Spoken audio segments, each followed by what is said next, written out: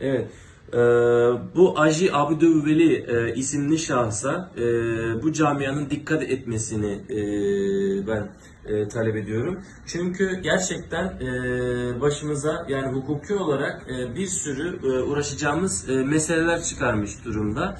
Yani hiç suçsuz bir insanın günlerce gözaltında kalınmasını, neyse ki yaptığımız çalışmalar neticesiyle kesin delillerle kendisinin herhangi bir terörle iltisaklı olmadığını ispat etmemiz neticesiyle bu Uygur Türk'ü vatandaşı biz terör şube merkezinden çıkarmış bulunuyoruz. Eğer daha talihsiz bir durum yaşansaydı kendisi aylarca geri gönderme merkezinde bulunup Çin'e iade edilecekti.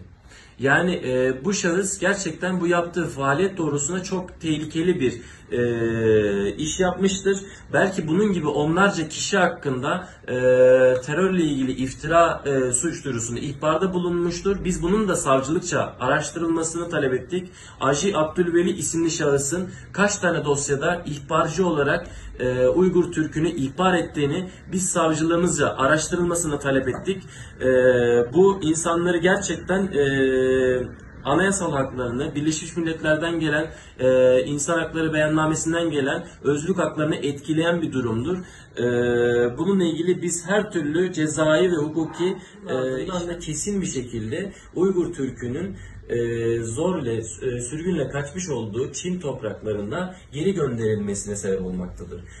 Bakın bu yapılan faaliyet gerçekten çok ağır bir faaliyettir. Yani siz bir insan hakkında bu şekilde terörle iltisaklıdır diye elinizde hiçbir delil olmadan iftira, bakın niyetini tam olarak biz de bilmiyoruz. Fakat bununla ilgili suç duyurusunda bulunduk. Savcılık bu ihbarda bulunan kişinin niyetinin ne olduğunu soruşturma neticesinde açığa çıkaracak ve bu insan Yüce Türk Yargısı tarafından cezalandırılacaktır. Ve kendi kurduğu tuzak yani Uygur Türklerini bu şekilde iftirada bulunarak geri gönderilmeye sağlanmasına ilişkin kurduğu tuzağa kendisi yakalanacaktır. Ve bunun neticesiyle inşallah kendisi bu iftiralar neticesiyle bu topraklardan uzaklaştırılacaktır. Benim söylemek istediğim şey Uygur Türkleri hakkında ben bu şekilde davalarla bu mücadeleye yardımcı olmak amacıyla bu uyarımda söylemek istediğim şey bu ve bunun gibi şahıslara dikkat edilmesi ve bu şahsın açık kimliği burada belli olmak üzere Aji Abdülveli'nin bu iftirasının sonucunun hukuki olayının özetini sizlere aktarmaktır. Bu ve bunun gibi şahısların Uygur Türk'ü camiasının dikkat edilmesi. Kendisinin bu ihbarı neticesiyle müvekkilim gözaltına alınmıştır. 4 gün boyunca terör suçu olduğu için normalde bu kadar uzun sürmüyor. 4 gün boyunca terör şube müdürlüğünde gözaltında tutulmuştur.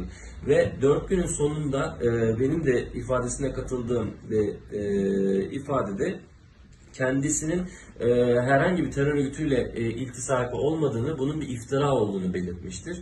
Nitekim polislerin de şifayen yaptığı araştırmalarda bunun bir iftira olduğu ortaya çıkmıştır ve Cumhuriyet Savcılığına bu husus iletilmiştir. Daha sonra Cumhuriyet Başsavcılığıyla görüşmelerimiz sonucu bunun kesin bir iftira olduğundan bahisle dosya kapatılmıştır.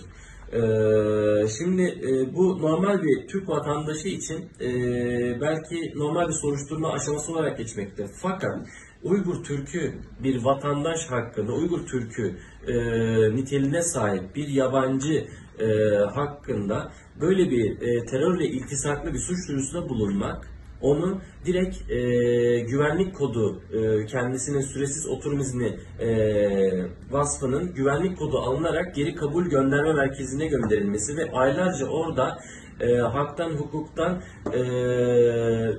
bir haber bir şekilde bir çare bırakılmasını sağlamaktır ve onun ardından da kesin bir şekilde Uygur Türk'ünün zorla, sürgünle kaçmış